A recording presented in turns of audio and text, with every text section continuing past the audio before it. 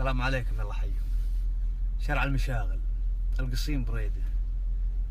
لفت انظري شيء والله انه يستحق الدعم، يستحق.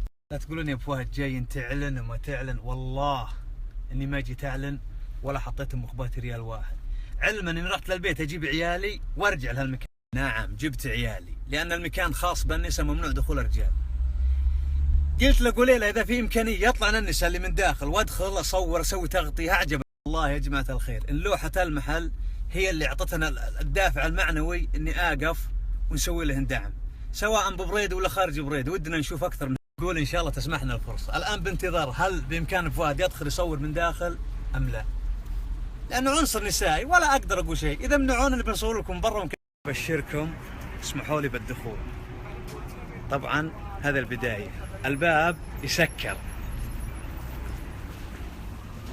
توقعون وش يا جماعه الخير؟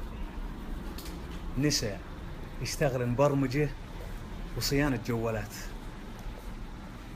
الله اكبر. تدرون يا جماعه الخير ليش اهتميت بالموضوع هذا؟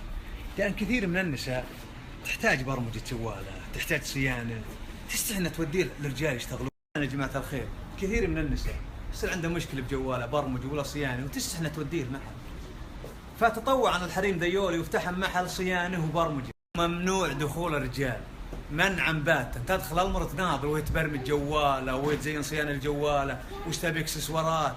الرجال ممنوع.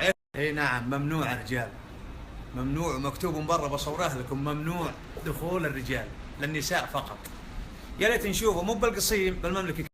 وكل هاللي تشوفونه يا جماعه الخير والله انه هو اللي اعطانا الدافع المعنوي اني اروح اجيب عيالي واجي واخليهم يستاذنون واوريكم وش موجود من داخل. ولا انا يا جماعه الخير ما ودي اطول عليهم، في زباين برا الله يجزاهم خير انهم اتاحوا لي الفرصه اني ادخل واصور.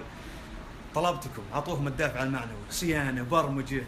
تخيلوا معي ان المرأة تدخل من داخل وسكر الباب، تجدع العبات اللي عليها، حطي لي البرنامج ذا، حطي لي الجراب هذا، يعني راحه افضل بكثير من انها تروح لاماكن مخصصه للرجال.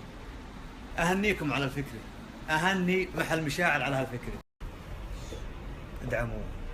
ادعموا الناس اللي تشتغل بيديهم يا جماعه الخير.